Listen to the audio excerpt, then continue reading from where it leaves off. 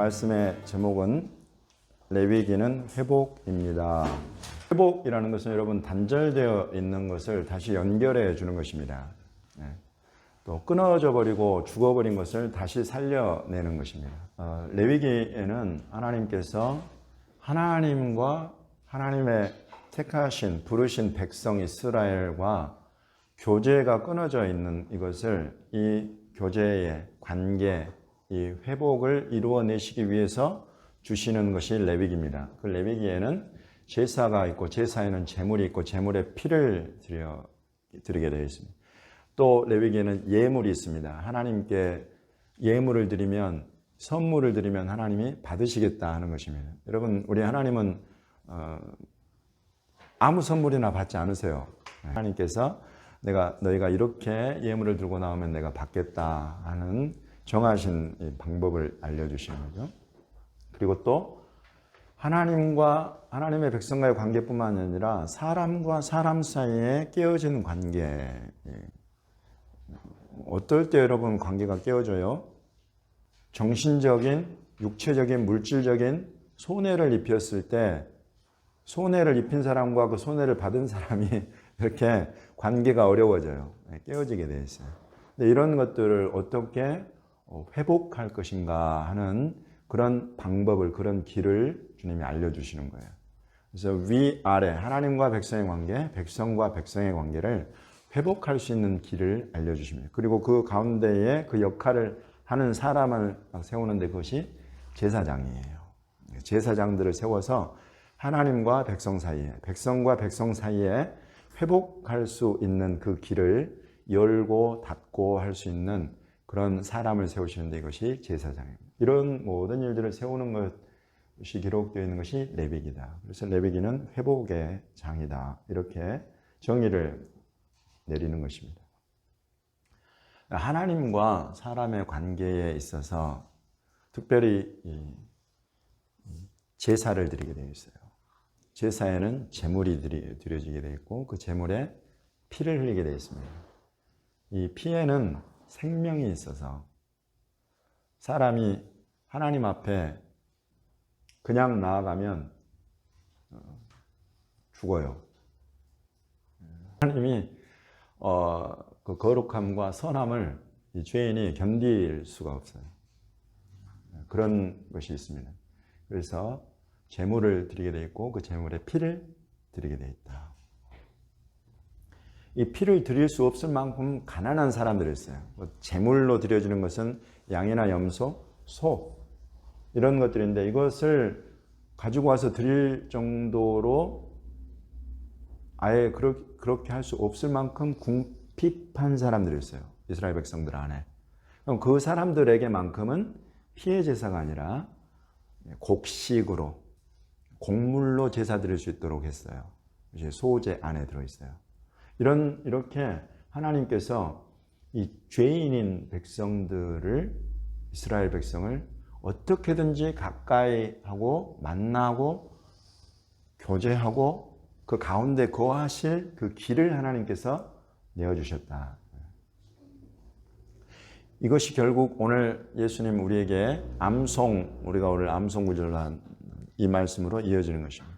예수님이 한 알의 밀이 땅에 떨어져서 죽지 않으면 한 알 그대로 있지만 죽으면 많은 열매를 맺는다. 그래서 이 밀알의 죽음은 기본적으로 예수님이 너희들 다 죽어라 이렇게 말씀하시는 게 아니에요. 기본적으로 이 말씀은 무슨 말씀이냐면 바로 이어지는 뒤쪽에 32절 말씀에 내가 땅에서 들리면 모든 사람을 내게로 이끌겠노라. 이렇게 말씀하시면 자기가 어떠한 죽음으로 죽을 것을 보이심이라. 예수님은 여러분 이분이 예수님이다. 이거 꼭 아십시오. 주님은 우리더러 죽으라 하고 자기는 안 죽으시는 분이 아니다 이거예요. 자기가 먼저 죽으신다. 자기가 먼저. 이분이 예수님인 것을 꼭 기억을 하십시오. 그러면 내가 예수님을 따르는 사람이 된다는 것은 나도 그와 같은 사람이 된다는 것입니다. 내가 적어도 리더십의 영광과 그 권위, 오소리티를 내가 사모하는 사람이라고 한다면 예수 그리스도께서 행하신 이 순종을, 이 본을 반드시 따라야 되는 것이에요. 그래서 예수께서 이 땅에서 자기가 십자가 나무에 달려서 저주를, 사망을 담당해서 십자가에 달려서 들릴 것에 대해서 지금 말씀하고 계십니다. 내가 이런 저주의 이 십자가의 죽음을 내가 담당하게 되면 많은 사람들을 내게로 이끌어서 이 생명과 구원으로 나오게 할 것이다. 예수님의 말씀을 하고 계시는 것입니다. 사도행전 1장으로 한번 넘어가 보겠습니다. 사도행전 1장 3절에 이렇게 되어 있습니다. 그가 고난받으신 후에 또한 그들에게 확실한 증거로 친히 살아계심을 나타내사 40일 동안 그들에게 보이시며 하나님 나라의 일을 말씀하시니라. 여러분, 우리가 너무나 잘 알지, 우리가 유월절과 부활절을 벌써 지났습니다. 그래서 예수 그리스도께서 어떠한 죽음으로, 어떠한 고통과 고난 가운데 저와 여러분을 위해서 이 십자가를 지셨는가. 그러나 그것으로 끝나지 않고 우리 기독교와 우리 신앙의 가장 핵심인 부활, 다시 살아나심으로 말미암아서 이 부활이란 것이 무엇인가를 제자들에게 보이시며 나타내셨다. 40일 동안을 이렇게 부활의 몸을 가지고 제자들과 함께 계시면서 하나님 나라의 일을 말씀하셨다는 것입니다. 4절을 보시면 사도와 함께 모이사 그들에게 분부하여 이르시되 예루살렘을 떠나지 말고 내게서 들은 바 아버지께서 약속하신 것을 기다리라. 요한은 물로 세례를 베풀었으나 너희는 몇 날에 못되어 성령으로 세례를 받으리라 하셨느니라. 이렇게 말씀하시니까 제자들이 그들이 모였을 때 예수께 여쭈어 이르되 그러면 주께서 이스라엘 나라를 회복하심이 이때입니까? 라고 물어봅니다. 지금 예수님은 하나님 나라의 일을 말씀하시고 성령으로 세례받는 이 일들을 말씀하시는데 제자들의 관심은 이스라엘 나라의 회복을 이야기를 했다. 아까 우리가 예배 전에 잠깐 나눈 것처럼 로마의 식민 통치 지배를 받고 있는 이스라엘이 언제 이렇게 성령을 부어주시면 이 성령을 부음받고 우리가 이 독립투사들로 일어나서 로마의 식민 통치 지배로부터 우리가 벗어나는데 쓰임받는 것입니까? 그래서 우리가 이스라엘 나라로 회복하고 예수님은 우리가 이 제자들이 일한 이곳에 왕으로 오시는 것입니까? 이렇게 지금 물어보는 거예요. 그러니까 예수님이 그래, 그런 일들이 있을 거야. 그런 일들이 있을 거야. 이스라엘이 반드시 독립된 국가로 서게 될 거야. 그러나 그때 그 시기는 지금 너희가 묻고 관심 가지고 내가 대답해 줄 그런 성질의 것이 아니다. 때와 시기는 아버지께서 자기의 권한에 두셨으니 너희가 알 바 아니요. 오직 성령이 너희에게 임하시면 너희가 권능을 받고 예루살렘과 온 유대와 사마리아와 땅끝까지 이르러 내 증인이 되리라. 이 말씀을 마치시고 그들이 보는데 올려져 가시니 구름이 그를 가리어 보이지 않게 하더라. 그리고 예수 우리 주님이 남기신 제자들에게 남기신 마지막 유언이 바로 이 말씀이다. 이 말씀 안에는 너희가 예루살렘과 온 유대와 사마리아 뭐예요? 하나로 하면 이스라엘이에요. 이스라엘을 예루살렘과 온 유대와 사마리아 셋으로 풀어서 말씀하신 것입니다. 이스라엘과 땅끝까지 이르러 내 증인이 되어라. 성령을 받고 주님의 증인이 되어라. 이렇게 말씀하시지 결코 독립투사로 일어나라. 이렇게 말씀하시는 것이 아니다 말이죠. 그리고는 올라가 버리셨어요. 이 말씀에 제자들이 순종했습니까? 거역했습니까? 제자들의 관심은 당연히 이스라엘 나라의 독립 주권 국가로 세워지는 것이 간절한 소원이 있었지만 이 소원을 어떻게 했어요? 주님의 말씀에 순종해서 이 소원을 묻었어요. 죽음으로 묻었어요. 제자들도 예수님처럼 죽음을 맛보는 이 분야에 있었어요. 그리고 내려놓고 주님 말씀에 순종하고 마가다락방에 모였을 때 성령을 받고 성령이 부어지니까 자기들 입에서 이스라엘의 독립을 위해서 나아갑시다 라는 말이 나오는 것이 아니라 하나님께서 우리 이스라엘의 레위기를 통해서 주신 것의 성취와 완성에 대한 복음 메시지가 계속 나오더라 말이죠. 사도행전 2장 36절부터를 보시면 이스라엘 온 집은 확실히 알아라. 너희가 십자가에 못 박은 이 예수를 하나님이 주와 그리스도가 되게 하셨느니라. 여기서 주라는 말은 우리 구원의 주, 우리 인생, 삶의 주 이런 뜻이고, 그리스도가 되게 하셨다는 말은 그리스도는 하마시아흐, 기름 부음 받은 왕이 되게 하셨다는 것입니다. 주와 그리스도가 되게 하셨다. 이 말을 듣고 이 백성들이 마음에 찔렸어. 그러면 이제 우리가 어찌해야 하는가? 라고 물어보니까 베드로가 회개하고 각각 예수 그리스도의 이름으로 세례를 받고 죄 사함을 받아라. 그리하면 성령을 선물로 받게 될 것이다.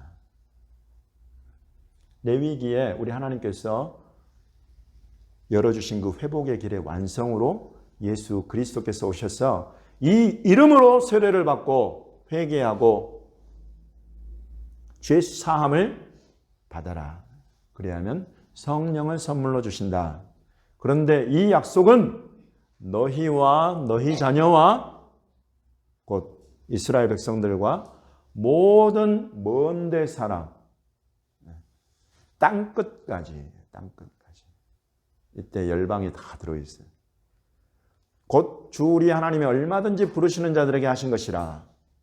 이 말씀을 하니까 그때 3,000명이 한꺼번에 예수 그리스도를 영접했다. 유대인들 가운데 이스라엘의 대부흥운동이 일어나는 것입니다.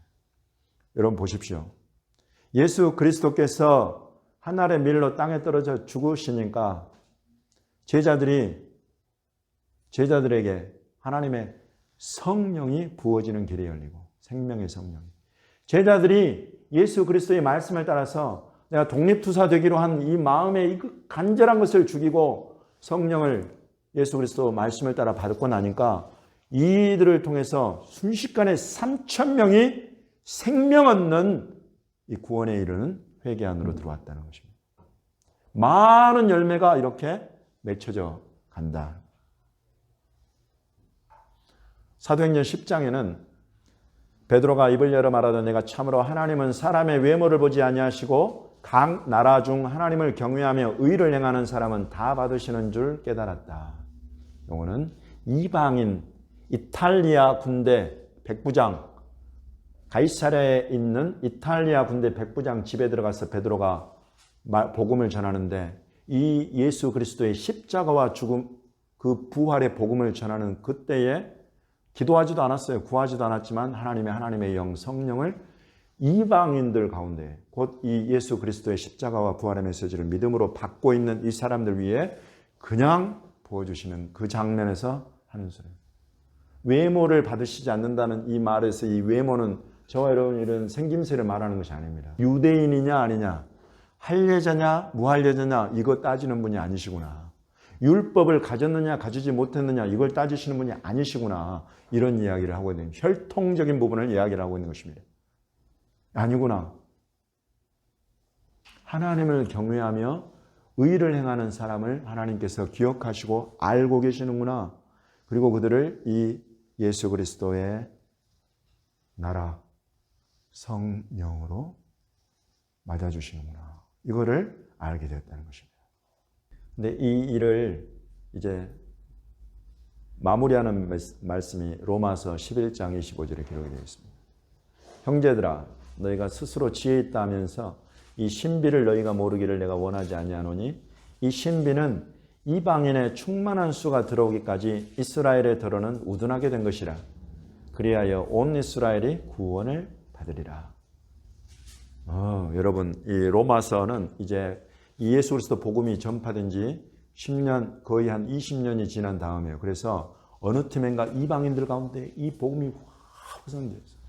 예수 그리스도 이 하늘의 밀이 땅에 떨어져 죽으니까 이것이 유대인들 가운데 3,000명, 2만 명, 수만 명의 예수 믿는 유대인들이 이스라엘에 가득해지고, 이 사람들이 이스라엘 안에만 머물러 있어. 그러니까 주님께서 큰 박해가 일어나게 하셔서 사도들 외에는 전부 다 유대 땅, 사마리아 땅으로 흩어져 가지고, 그리고 나중에는 이방인들에게까지 흩어져 가서 복음을 확 증가하는데 수많은 사마리아 사람들, 이방인들이 예수 그리스도의 복음을 받아들이게 돼요. 그래서 이제는 역전이 되어버려요. 하나님 나라 운동의 핵심이 이전에는 이스라엘과 유대인들이었는데 이제는 이방인들이 되어버려요. 그런 상황이 20년 만에 만들어져 버렸어요. 그때 사도 바울이 로마서에 이 기록을 해놓는 것입니다. 형제들아, 여기 이방인 형제들을 말하는 거예요. 하나님께 비밀이 하나 있다. 하나님께서 감추어 두신 비밀이 하나 있는데 그것은 지금 너희들뿐만 아니라 전 세계의 수많은 이방인들을 향한 하나님의 구원 계획이 지금 움직이고 있다. 전 세계 열방의 수많은 이방인들이 하나님 나라에 충만하게 들어오게 될 것이다. 근데 그때까지는 이스라엘은 죽는다. 그때까지 이스라엘이 죽는다는 거예요. 그때 이스라엘의 더러는 우둔하게 어리석어져 버린다. 그래서 여러분, 이스라엘이 죽어버려요.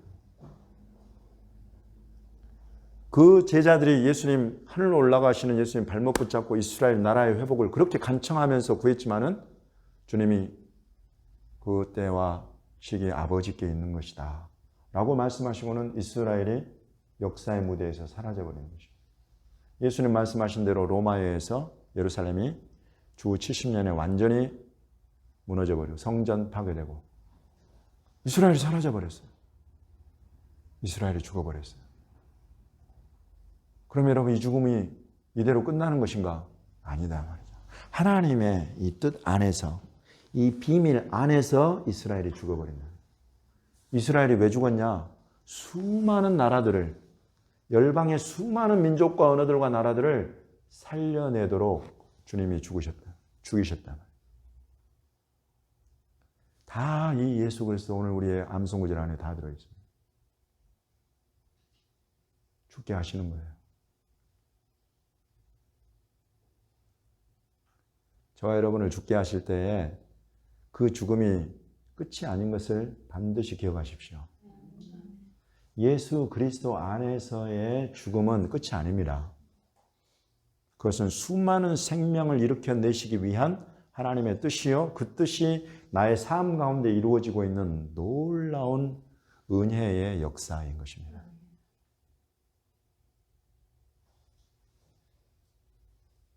그러면 이스라엘 어떻게 할 것이냐? 이 죽어버린 이스라엘.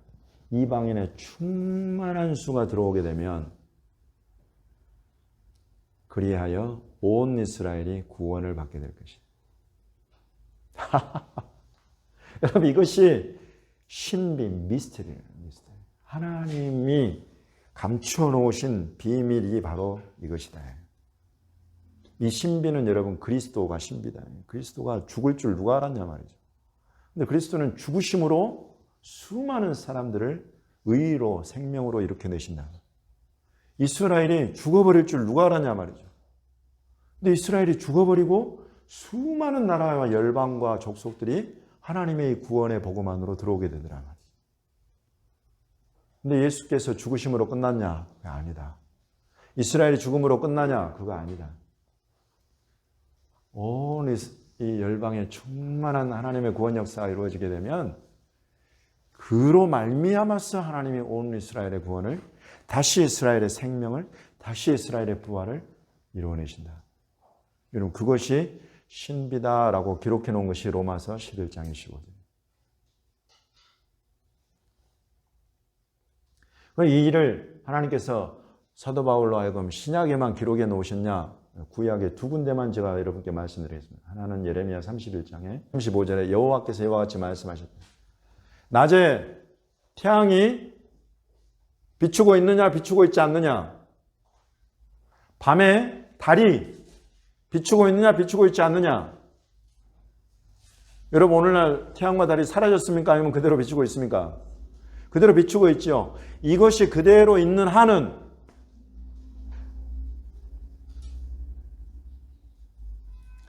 이스라엘이 내 앞에서 끊어져서 영원히 나라가 되는 일, 나라가 되지 못하는 일 없다. 그렇게 하나님이 벌써 약속을 해놓으셨어요. 위로 하늘을 측량할 수 있다면, 아래로 땅의 기초를 탐지할 수 있다면, 이스라엘이 나를 거역해서 행한 모든 일 때문에, 심지어 내 아들을 보냈더니 내 아들을 십자가에 못 박은 이런 일들 때문에 내가 이스라엘 자손을 완전히 없애버릴 것이다. 이 이야기는 반어법이죠. 하늘을 측량할 수가 없어요. 지금 전 세계 기술이, 과학기술이 얼마나 진보하고 발전하는 줄 잘 알고 있습니다. 그러나 못하는 것이 있는데 하늘을 측량하는 것과 땅의 저 기초를 탐지하는 것을 못해요. 하나님이 인간의 한계를 정하시고 그 한계를 지금 말씀하고 계십니다. 이런 일들이 그대로 있는 한은 이스라엘 자손이 그 행한 모든 악한 일들, 죄된 일들, 경건하지 않은 것들, 그런 것들 때문에 내가 다 버릴 수 있게 될 것이다. 결코 버릴 수가 없다는 말씀이세요.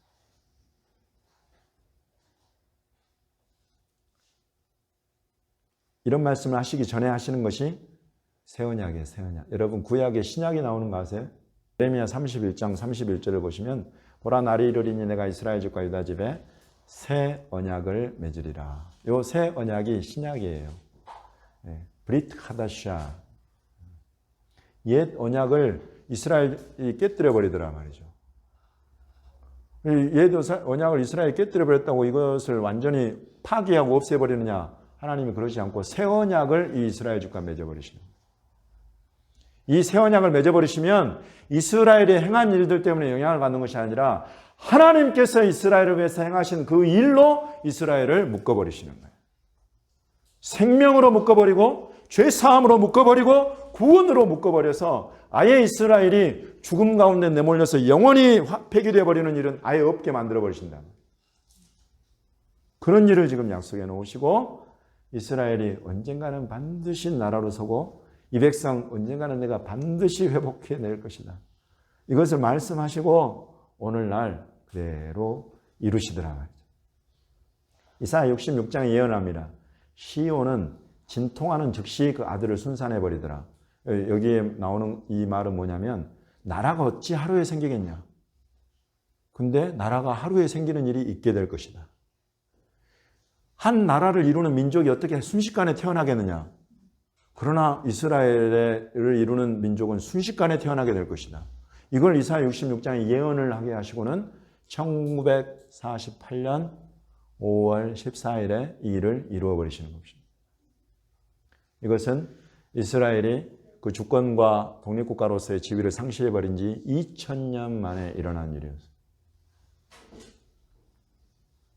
에스겔을 통해서도 예언하십니다. 때가 되면은 이 전 세계로 쫓아내버린, 흩어버린 내 이스라엘 백성을 모아들여서 이스라엘 산에 한 나라를 이루어서 한 통치자의 통치를 받게 할 것이다. 그렇게 되면 이제 다시는 두 민족이 되지 않고 두 나라로 나누게 되지 않게 될 것이다. 이런 일들을 예언하시고 그 예언의 성취로 1948년 5월 14일 이스라엘이 다시 역사의 무대에 독립국가로 등장하더라. 그리고 1948년 5월 14일 그 독립기념일이 바로 지난 4월 15일 며칠 전이었어요. 왜 48년은 5월 14일이고 2021년은 4월 15일이냐? 이것은 유대인들이 이런 중요한 국가의 기념일들을 유대력으로 지키고 있기 때문에 그래요. 이 유대력으로 보면 이스라엘이 다시 나라로 세워진 것이 유대력 2월 5일. 유대력으로 2월 5일이라는 이날은 6월절이 곧 무교절이라고 하는 6월절이니까 무교절이 끝나는 날이 1월 21일입니다. 유대력으로.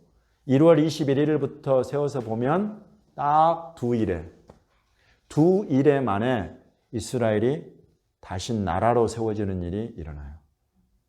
이 나라의 수도 예루살렘에 대한 예언은 신구약 성경에 굉장히 중요하게 나옵니다. 이 예루살렘에 대한 예언을 이해하면 하나님 나라의 구속사의 흐름이 쫙 잡혀버려요. 그만큼 중요한 도시가 예루살렘이에요. 이 이스라엘의 수도 예루살렘이 다시 이스라엘의 통치권 안으로 회복이 된 것이 언젠가 주후 70년의 로마의 티투스 장군에 의해서 완전히 무너져버린 그때로부터 해서 이것도 거의 2000년 만에 곧 1967년. 그러면 1900년 만이구나, 이거는. 네. 1967년 6월 7일에 이 역사는 짧게 말씀드리기가 너무 힘들 정도로 굉장히 복잡한 역사예요. 기회가 되면 제가 한번 말씀을 드리겠습니다만은 이때에 동서로 분할되었던 예루살렘의 전체의 통치권이 이스라엘로 회복이 되어버려요. 6.1 전쟁을 통해서. 6월 7일이죠. 5월 14일이죠. 그럼 우리로 보면 5월이고 6월이잖아요. 그런데 놀랍게 유대력으로 보면 2월달, 한 달 안에 다 일어났어요. 6월 7일, 예루살렘이 이스라엘로 회복된 것은 여러분 1월에 6월절 무교절 있고 지금 우리가 어떤 절기를 향해 가고 있습니까? 오순절. 오순절은 3월 달에 있어요. 3월 6일. 그러면 놀랍게도 이 오순절 한 일에 전에 예루살렘이 회복이 되고 이스라엘로 2월 28일이에요. 2월 5일 날 나라가 세워지고 2월 28일 날 수도가 회복입니다. 48년과 67년 요 해 차이만 두고 그 이야기는 무엇인가? 여러분 이런 중요한 일들을 하나님께서 때와 시기를 아버지께서 정하신다고 하셨잖아요. 아까 예수님. 그럼 이런 일들이 일어난 이거 하나님이 정하셨단 말이죠. 6월절 이후 오순절 전에 2월 달에 하나님께서 이 나라와 그 나라의 수도를 회복하신 그 뜻 무엇이겠어요? 6월절 어린 양 예수 그리스도로 이 백성을 맞아들이시고 이제 이 나라 앞에 하나님께서 성령을 부어주시는 오순절 역사가 남아있다는 것입니다. 그리고 이것에 대한 예언은 에스겔 37장의 마른 뼈 골짜기의 예언 안에 그대로 담겨 있습니다. 여러분 이 일들 하나님께서 어떻게 하시기 원하실까요?